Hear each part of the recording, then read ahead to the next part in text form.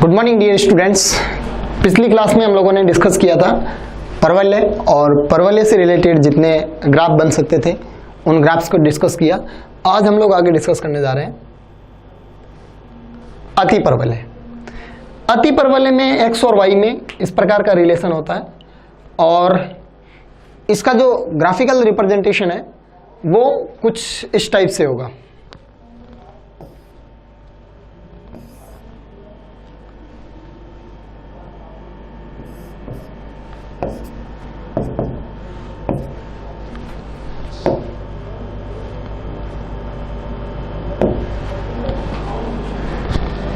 ऐसे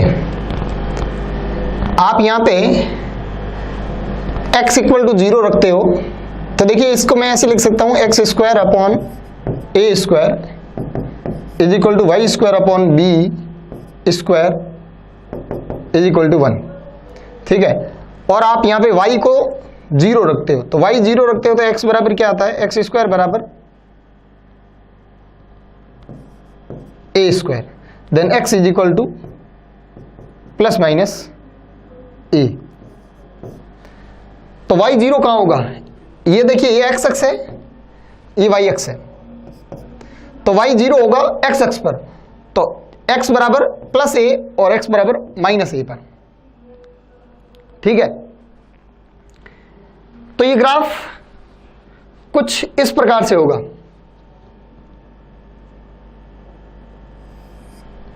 ऐसे ऐसे, ठीक है, और वापस ये ग्राफ इस अक्ष पर भी आ सकता है, ऐसे और ऐसे। तो डिपेंड करेगा कौन सी राशि किस प्रकार से वेरी कर रही है, तो ये ग्राफ हो सकता है या फिर ऐसा ग्राफ भी हो सकता है। अब मैंने यहां पे तो ये y बराबर 0 रखा, आप x बराबर 0 रख के देख लो। आप अगर x बराबर 0 रख के देखोगे तो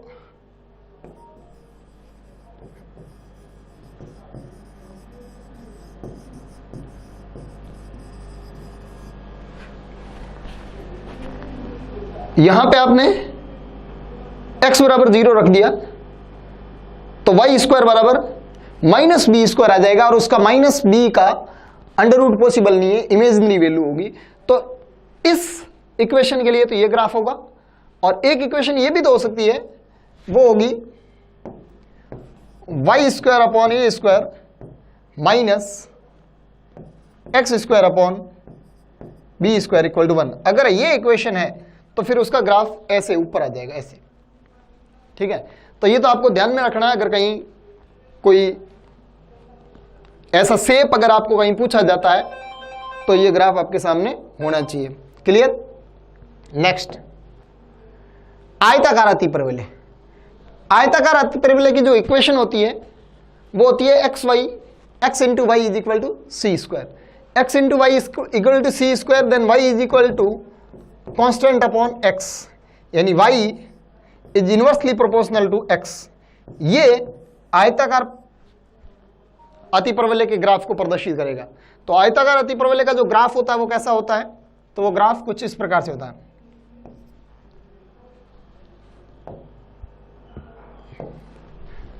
x के धनात्मक मानों के लिए y ऐसे परिवर्तित होगा, और x के ऋणात्मक मानों के लिए y ऐसे परिवर्तित होगा।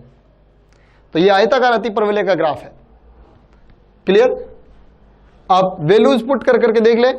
x बराबर 0 पर, x बराबर 0 पर y बराबर इंफिनिटी है, ये x अक्ष है, ये y अक्ष है। x बराबर 0 रखोगे तो y बराबर अनंत आएगा, यानी यहाँ x बराबर 0 होता है। ठीक है, फिर x की वैल्यू बढ़ाओगे तो y की वैल्यू घटेगी, और ये घटेगी कब तक घटेगी, जब x इक्वल टू इंफिनिटी रखोगे तो y बराबर 0 हो जाएगा। x बराबर 0 पर y इंफिनिटी और y बराबर 0 पर x इंफिनिटी। क्लियर? तो ये दोनों ग्राफ टच इंफिनिटी पे जाके करेंगे, ये दोनों, ये इधर से और इधर से इंफिनिटी पे जाके टच करेंगे। क्लियर? तो ये आयताकार अति परवलय का ग्राफ हुआ। फिर नेक्स्ट, दीर्घवृत्त। ऐसी इक्वेशन थी x square upon a square minus y square upon b square is equal to 1। ये इक्वेशन थी अति परवलय की। किसकी थी? अति परवलय की। और यहां ये जो इक्वेशन आ रही है बीच में प्लस आती है, आयताकार, ये दीर्घवृत्त की इक्वेशन होगी, इलिप्स की इक्वेशन होगी।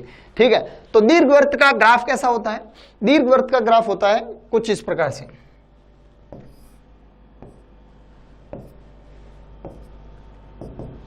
देखिए ये एक्स अक्ष है, ये वाई अक्ष है। पहले आप इसको तो हटा दो, ये उसकी इक्वेशन है।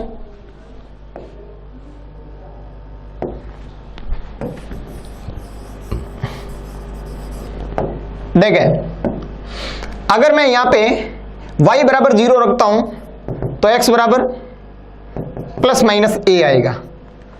ठीक है, और x बराबर 0 रखता हूं तो y बराबर, यहां पे y बराबर 0 है, और अगर मैं x बराबर 0 रखता हूं तो y बराबर प्लस माइनस b आएगा। ये यहां रख के देख ले। ठीक है, तो y बराबर 0 कहां होगा? x अक्ष पर। तो x अक्ष पर ये ग्राफ काटेगा प्लस a और माइनस a पर, प्लस a और माइनस a पर। और y बराबर 0 कहां होगा? देखिए पिछले ग्राफ में दोनों एक साथ पॉसिबल नहीं थे, यहां दोनों एक साथ पॉसिबल है, ये भी पॉसिबल है, वो भी पॉसिबल है। वहां अगर मैं x बराबर 0 कर रहा था तो y बराबर वाई स्क्वायर बराबर माइनस बी स्क्वायर, और फिर उसका अंडर रूट पॉसिबल नहीं है, ऋणात्मक संख्याओं का अंडर रूट काल्पनिक आता है, तो वो पॉसिबल नहीं था, इसलिए वो दूसरी वाली इक्वेशन मैंने वहां नहीं ली थी। लेकिन यहां पे पॉसिबल है, यहां पे दोनों में ये x square is equal to a square आया था 0 रखने पर, और ये y square is equal to b square आया था 0 रखने पर। ठीक है, तो x बराबर 0 होता है वाई एक्स पर, तो वाई एक्स पर x बराबर 0 होगा तो वाई एक्स पर ये ग्राफ काटेगा कहां कहां? प्लस बी और माइनस बी पर। यहां पे मान लो a is greater than b है, a is greater than b है, तो ये ग्राफ यहां पे यहां काटेगा। ये a अगर ज्यादा है तो ये वाई एक्स पर छोटी लंबाई होगी, a अगर ज्यादा है तो ये वाई एक्स पर दूरी है वो कम होगी, तो ये आपका b है और ये आपका a है। इसको मिलाने वाली, इसको एक मिलाएगा, ये ऐसा एक ग्राफ होगा, उसको अपन दीर्घवृत्त कहेंगे। ये जो ग्राफ है वो दीर्घवृत्त है। देखिए यहां पे बिल्कुल एग्जैक्टली ऐसे होगा, ऐसा ग्राफ, ये दीर्घवृत्त का ग्राफ है। ठीक है, और दीर्घवृत्त के ग्राफ के अंदर दो नाभियां होती है, एक यहां पे S1 होता है और एक यहां पे S2 होता है, और ये केंद्र होता है दीर्घवृत्त का। ये यहां से लेकर के यहां तक का जो ये दूरी है वो है a, और ये यहां से लेकर के यहां तक का जो दूरी है वो है b। तो ये है दीर्घ अक्ष और ये है लघु अक्ष। तो दीर्घ अक्ष इसका होता है 2a, कितना होता है? 2a, और लघु अक्ष इसका होता है 2b। तो a इज व्हाट? अर्ध दीर्घ अक्ष, और b इज व्हाट? अर्ध लघु अक्ष। क्लियर? और S1 और S2 दो नाभियां होती है, इसमें दो फोकाई। क्लियर? अब आप दीर्घवृत्त के किसी पॉइंट से, दीर्घवृत्त की परिधि पर स्थित किसी बिंदु से नाभियों की दूरी का योग करते हो आप, तो हर जगह कांस्टेंट होता है, हर जगह कांस्टेंट होता है। इसका मतलब क्या हुआ? इसका मतलब यह हुआ कि दीर्घवृत्त के निर्माण में आप एक धागा लो, उस धागे को यहां पे दो कील लगा करके बांध दो, और फिर उस ढीला रखना बीच में से, और दो कील लगा करके बांध दिया। जैसे ये धागा है, ठीक है, और एक यहां पे बांध दिया और दूसरा यहां पे बांध दिया। अब इस धागे के अंदर पेंसिल फंसाओ और इसको टाइट करो, और टाइट रखते हुए इसको घुमाओ। बात समझ आ रही है? ये धागा लिया मैंने, इसको एक यहां पे बांध दिया, दूसरा यहां पे बांध दिया, और फिर मैंने एक पेंसिल ली और इस धागे के अंदर फंसाई और इसको टाइट किया, और टाइट किया। जैसे मान लो ये यहां पे ये टाइट हुआ धागा, तो ये ऐसे हो गया, ऐसे। यहां पे ये धागा टाइट होकर के ऐसे हो गया, बिल्कुल। यहां पे ये धागा टाइट होकर के ऐसे हो गया, और ये टाइट रखते हुए इसको ऐसे घुमाओ, ऐसी एक शेप बनेगी, और वो शेप दीर्घवृत्त की होगी। जहां धागा बंधा हुआ है वो दीर्घवृत्त की नाभियां होगी, और इनमें से जो पार्ट लंबा है वो दीर्घ अक्ष होगा, और जो पार्ट छोटा है वो लघु अक्ष होगा। ठीक है, तो अब मैं बोल रहा था कि दीर्घवृत्त की परिधि पर स्थित किसी बिंदु से नाभियों की दूरी का योग नियत होता है। क्यों? क्योंकि दीर्घवृत्त की परिधि पर स्थित किसी बिंदु से नाभियों की दूरी का योग क्या है? उस धागे की लंबाई। और धागे की लंबाई आप उस पेंसिल को कहीं घुमा दो फिक्स ही रहेगी। जैसे धागा अगर यहां है, मतलब पेंसिल अगर यहां है तो ये और ये धागा है, ये और ये धागा है, ये और ये धागा है। ऐसे ही इधर की तरफ बात करूं तो ये और ये धागा है, ठीक है। तो धागे की लंबाई तो हर जगह क्या होगी? फिक्स है।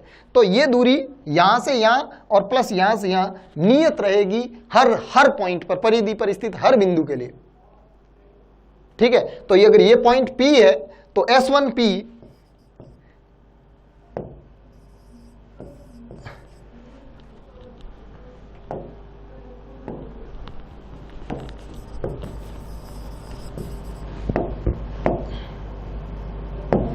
ये पॉइंट P है तो S1P plus S2P is always नियत, इज ऑलवेज कांस्टेंट। बात समझ में आ गई? बाकी दीर्घवृत्त के बारे में अपन आगे और डिस्कशन करेंगे जब दीर्घवृत्त आएगा तब। क्लियर? अब आगे बढ़ते हैं। यस, तो हम लोगों ने इतने सारे ग्राफ डिस्कस किए, जिसमें हमने सरल रेखा का ग्राफ पढ़ा, उसके बाद में हम लोगों ने वृत्त का ग्राफ पढ़ा, वृत्त के ग्राफ की 2-3 इक्वेशन पढ़ी, परवलय पढ़ा, अति परवलय पढ़ा और आयताकार अति परवलय पढ़ा, दीर्घवृत्त पढ़ा। ये सारी चीजें हम लोग, ये सारे ग्राफ हम लोगों ने पढ़ने के बाद में अब हम लोग आगे गणित के एक नए टॉपिक की ओर बढ़ते हैं, और जिसका नाम है अवकलन, डिफरेंशिएशन। क्या नाम है? अवकलन। ठीक है। अवकलन होता क्या है या डिफरेंशिएशन होता क्या है, तो इसको अपन डिटेल में डिस्कस करते हैं। देखिए भाई, मेरे पास एक फलन है y, यहां एक राशि है y जो दूसरी राशि x पर डिपेंड कर रही है, दूसरी राशि x पर डिपेंड कर रही है। या मेरे पास एक राशि है y जो दूसरी राशि t पर डिपेंड कर रही है। t क्या है? समय। x क्या है? दूरी। ऐसे इसके ग्राफ, इसका मतलब डिपेंडेंसी का क्या मतलब समीकरण हो सकता है? जैसे ये ऐसे हो सकता है कि y is equal to 5x², यानी x की वैल्यू बढ़ेगी तो y की वैल्यू उस हिसाब से बढ़ेगी। या ऐसा भी हो सकता है y बराबर x प्लस 2, ये रेखीय रूप से परिवर्तित होगा y x के साथ। या कुछ भी हो सकता है, y बराबर 1/x² हो सकता है, y बराबर sin x हो सकता है, y बराबर e की पावर x हो सकता है, y बराबर log x हो सकता है। ये सारी चीजें आपने पढ़ी है, इसलिए मैंने इनको पहले पढ़ाया था कि log x क्या होता है, e की पावर x क्या होता है, sin x क्या होता है, 1/x² कैसे डिफाइन होगा। तो देखिए, अगर y बराबर ऐसा है तो ये कैसे परिवर्तित होगा x के साथ, तो ये x के साथ ऐसे परिवर्तित होगा। x की वैल्यू ऋणात्मक से ऐसे घटेगी तो ऐसे y की वैल्यू घटेगी, और फिर धनात्मक में बढ़ेगी तो ऐसे y की वैल्यू बढ़ेगी। अच्छा, इसका ग्राफ कैसा होगा? ये कैसे परिवर्तित होगा? तो ये कुछ ऐसे परिवर्तित होगा, ऐसे। y x को 2 पर काट रहा है और ढाल कितना है? 1, यानी ये एंगल 45 डिग्री बना रहा है। x की वैल्यू ऐसे बढ़ने पर y की वैल्यू ऐसे रेखीय रूप से बढ़ रही है। तो अगर यहां पे पावर 1 है तो ये रेखीय रूप से बढ़ता है। अच्छा, y is equal to 1/x² कैसा होगा? तो y is equal to 1/x² भी एक इस टाइप का ग्राफ होगा, इस टाइप का। ठीक है, y की वैल्यू ऐसे घटेगी 1/x की वैल्यू बढ़ने पर। ठीक है, y बराबर sin x है, इसका मतलब ये कैसे परिवर्तित होगा? तो y बराबर sin x है तो x के वैल्यू बढ़ने पर y की वैल्यू इस प्रकार से परिवर्तित होगी। ठीक है, y बराबर e की पावर x है तो कैसे परिवर्तित होगा? तो y बराबर e की पावर x है तो ये ऐसे परिवर्तित होगा। y बराबर log x है तो कैसे परिवर्तित होगा? तो y बराबर अगर log x है तो ये ऐसे परिवर्तित होगा। ये y है और ये x है, तो y बराबर log x का ग्राफ ऐसा होगा। x की वैल्यू बढ़ने पर y की वैल्यू इस प्रकार से बढ़ेगी। बात समझ में आई? तो यहां पे ये जो y है वो इस प्रकार से x के फलन है, ऐसे के ऐसा y इस प्रकार से t का फलन भी हो सकता है। तो ये तो हमने डिस्कस किया कि फलन क्या होता है। अब हम लोग ये डिस्कस करेंगे कि y जिसका फलन है, y किसका फलन है? x का फलन है या t का फलन है? तो जिसका y फलन है या जिसमें y डिपेंड कर रहा है, उसको परिवर्तित करने पर y परिवर्तित हो रहा है। उसको परिवर्तित करने पर y परिवर्तित हो रहा है।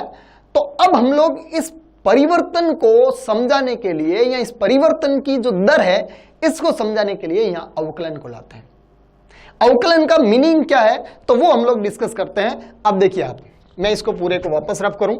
ये देखिए आपने सारे वेरिएशन देखे कि y अगर x का फलन है तो कैसे कैसे परिवर्तित हो सकता है। अब आप आगे डिस्कस कीजिए। अब मेरे पास y x का एक फलन है। y क्या है? x का एक फलन है और वो फलन कौन सा है? इनमें से कोई सा भी फलन हो सकता है। अब मैंने x में स्मॉल परिवर्तन किया, x में स्मॉल परिवर्तन किया, दैट इज डेल्टा x, ठीक है, dx सॉरी। अच्छा एक बात और,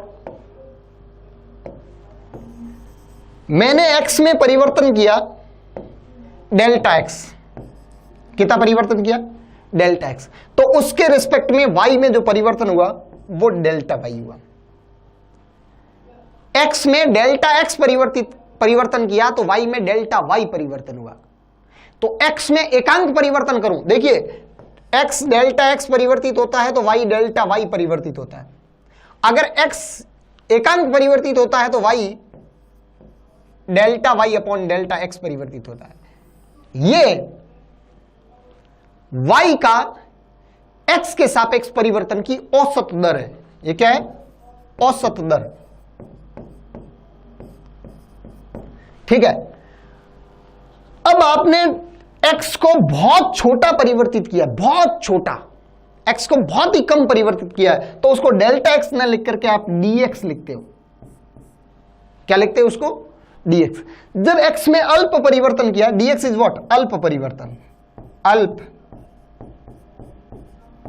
परिवर्तन।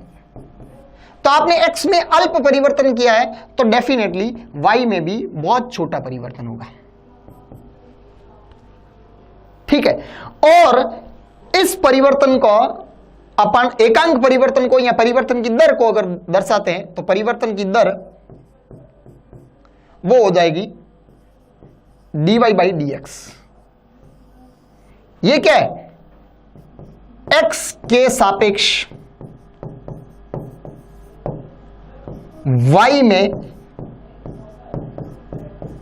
परिवर्तन की दर, x के सापेक्ष y में परिवर्तन की दर, और यही एग्जैक्टली अवकलन है। अवकलन क्या है? किसी एक भौतिक राशि के सापेक्ष दूसरी भौतिक राशि में परिवर्तन की दर उस भौतिक राशि का उस पर्टिकुलर राशि के सापेक्ष अवकलन कहलाता है। तो अवकलन एग्जैक्टली इंस्टेंटेनियस परिवर्तन की दर यानी ताक्षणिक परिवर्तन की दर को व्यक्त करता है कि किसी अल्प परिवर्तन के लिए वो कितना परिवर्तित होता है, उस दर को परिभाषित करता है। औसत दर को अवकलन परिभाषित नहीं करता, ताक्षणिक दर को अवकलन परिभाषित करता है। बात समझ में आ गई? तो अवकलन का मतलब है किसी एक भौतिक राशि के सापेक्ष दूसरी भौतिक राशि में परिवर्तन, यानी एक राशि दूसरी राशि पे डिपेंड कर रही है या एक राशि दूसरे किसी वेरिएबल पर या चर पर डिपेंड कर रही है, तो उसके सापेक्ष इसमें परिवर्तन की दर, ताक्षणिक परिवर्तन की दर, इस फलन का अवकलन कहलाएगी। तो यहां पे y अगर x पर डिपेंड कर रहा है, y अगर, ये चीजें नोट करते चले आप, अगर y अगर x पर डिपेंड कर रहा है तो dy by dx क्या कहलाएगा? y का x के सापेक्ष अवकलन।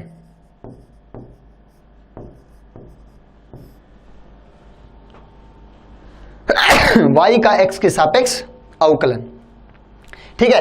ऐसे ही अगर z अगर t पे डिपेंड कर रहा है, z किस पे डिपेंड कर रहा है? t पे, टाइम पे, तो यहां पे dz बटा dt क्या कहलाएगा? z का t के सापेक्ष अवकलन। बात समझ में आ गई?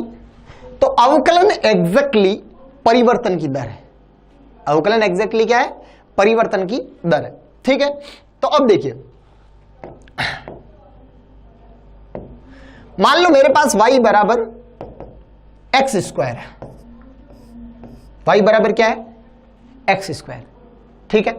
y बराबर एक्स स्क्वायर, इसका आपने कल ग्राफ पढ़ा था, कुछ ऐसा ग्राफ था। ये क्या है, परवलय है, y बराबर एक्स स्क्वायर परवलय है, और परवलय का ग्राफ आप जानते हैं ये वाला परवलय का ग्राफ है।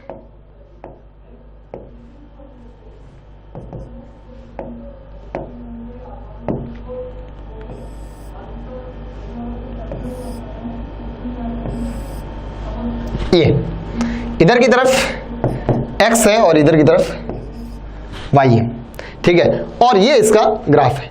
अब आप इस ग्राफ में देखें तो मैं x में इस जगह आकर के हल्का सा परिवर्तन करता हूं dx, कितना परिवर्तन करता हूं dx, तो ग्राफ में मैं क्या देखता हूं, ग्राफ में मैं देखता हूं जब x की वैल्यू यहां पे शुरू में थी तो y की वैल्यू यहां पे थी, और जब x की वैल्यू dx परिवर्तित होकर के यहां पहुंच गई तो y की वैल्यू परिवर्तित होकर के यहां पहुंच गई, तो y में परिवर्तन कितना हुआ, dy। समझ गए, x में dx परिवर्तन किया तो y में dy परिवर्तन हो गया इस ग्राफ के रेस्पेक्ट में। जब x equal to y equal to x square हो तो उसके ग्राफ में x में इतना परिवर्तन करने पर y में ग्राफिकली आप देख रहे हैं इतना परिवर्तन हुआ। x बराबर इनिशियल ये इस वैल्यू पर y की ये वाली वैल्यू है, और x की इस वैल्यू पर y की ये वाली वैल्यू है। तो आप ध्यान से देखना है, इसको मैंने आगे बढ़ाया, तो जितनी दूरी ये है क्या उतनी ही दूरी ये वाली है, ये दूरी भी dy है। अब आप ध्यान से यहां देखेंगे तो यहां पे ये एक त्रिभुज बन रहा है, क्या बन रहा है, ये त्रिभुज, और इस त्रिभुज के अंदर ये कोण अगर थीटा है, ये वाला कोण अगर थीटा, देखिए इस त्रिभुज के अंदर ये वाली दूरी dy है और ये वाली दूरी dx है। ये कोण अगर थीटा है, कौन सा कोण, ये वाला, ये कोण अगर थीटा है, ये कोण, तो टेन थीटा बराबर क्या होगा भाई, टेन थीटा बराबर लंब बटे आधार, यानी dy by dx, dy by dx, ठीक है। और टेन थीटा क्या होता है आपको पता है, आप अगर इस लाइन को, ये जो आपको लाइन दिखाई दे रही है, इस लाइन को आप अगर ऐसे आगे बढ़ाते हो तो ये लाइन क्या है, स्पर्श रेखा है, इस पे, इस ग्राफ के ऊपर स्पर्श रेखा है, और ये एंगल थीटा है तो डेफिनेटली ये एंगल भी थीटा होगा। और इस लाइन का ये एंगल थीटा और उसका टेन थीटा इसके ढाल को व्यक्त करता है। किसको व्यक्त करता है भाई, इसके ढाल को।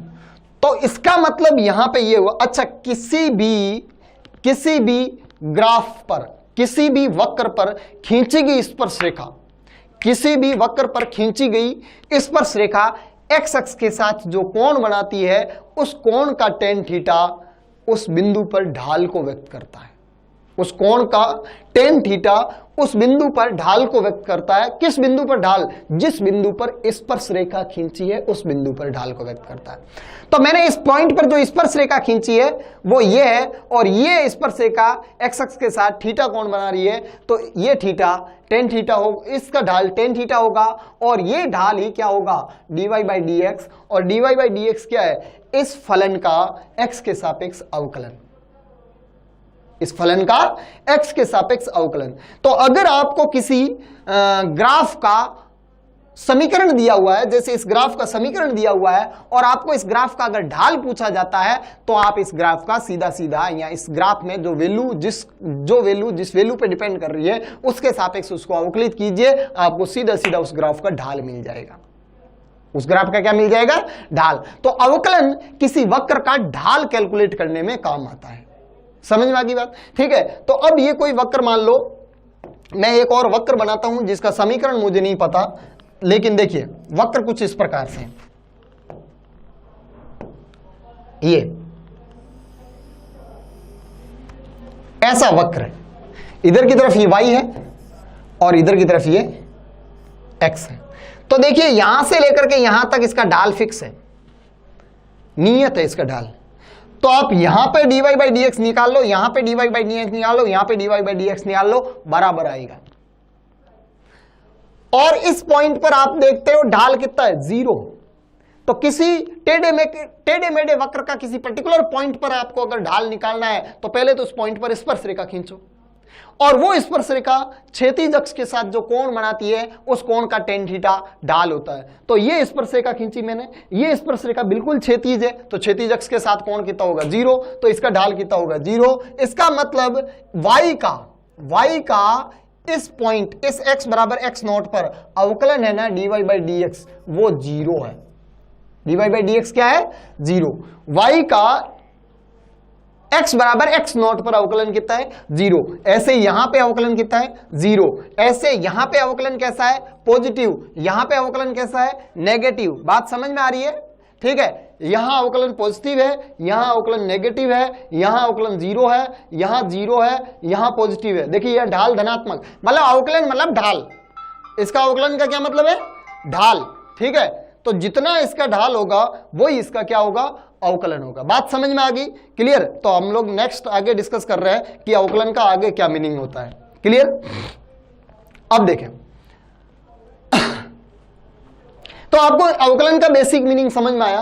अब अपन आगे डिस्कस कर रहे हैं अवकलन के महत्वपूर्ण सूत्र। सबसे पहले हम लोग एक सूत्र डिस्कस कर रहे हैं अवकलन का, और वो सूत्र है ये वाला, सबसे पहले डिस्कस कर रहे हैं, ठीक है।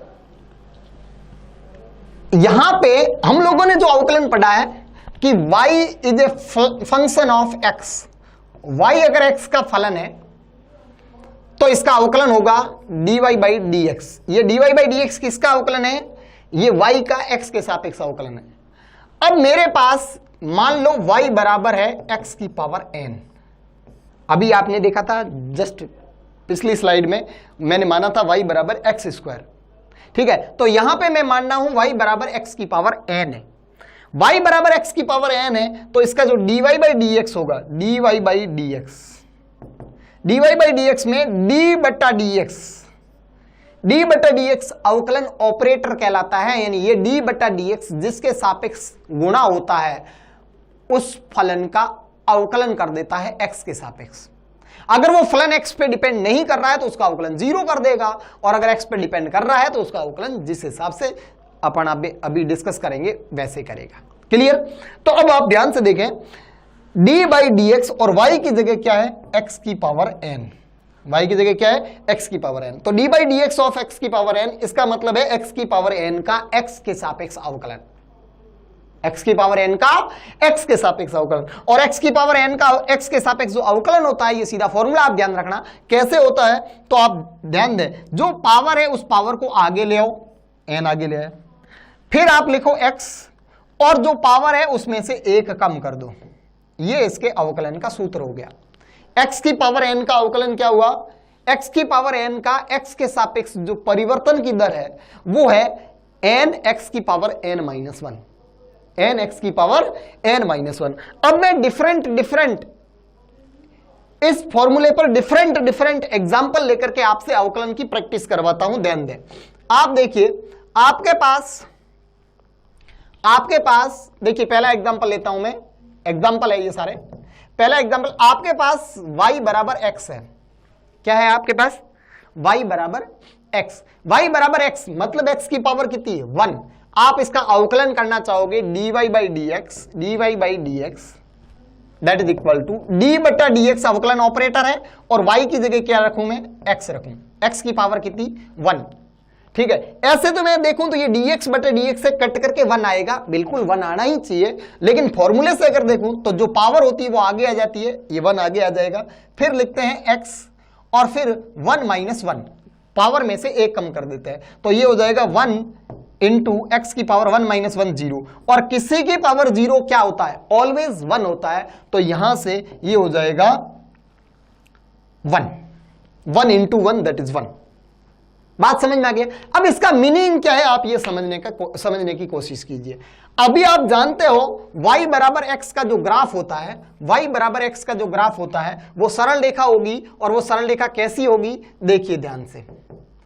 वो सरल रेखा y बराबर x, x बराबर 0 पर y बराबर 0, मतलब वो सरल रेखा मूल बिंदु से पास होगी। सरल रेखा कहां से पास होगी? सरल रेखा पास होगी मूल बिंदु से। ये मूल बिंदु से, सॉरी,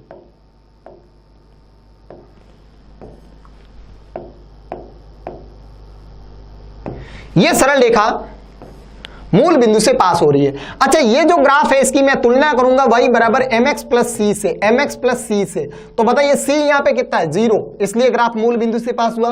m क्या है? m है x का गुणांक, तो x का गुणांक यहां पे कितना है? 1, तो m बराबर 1। m बराबर 1 मतलब इसका ढाल कितना है? 1 है। इस ग्राफ का ढाल जो कि क्या है? y बराबर x है, इसका ढाल 1 है। अभी अभी हमने बात की थी ढाल क्या होता है? फलन का जिस पे डिपेंड कर रहा है उसके सापेक्ष अवकलन। तो इसका ढाल हो जाएगा dy बाई dx। इसका ढाल क्या हो जाएगा? dy बाई dx, और dy बाई dx अभी अभी आपने कैलकुलेट किया है, कितना आया? 1 आया। बात समझ में आ गई? अवकलन और ढाल, अवकलन और ढाल क्या होता है ये समझ में आया? ठीक है, अब हम लोग आगे नेक्स्ट क्लास में इसी फॉर्मूले पे बहुत सारे क्वेश्चन और करेंगे आपके साथ।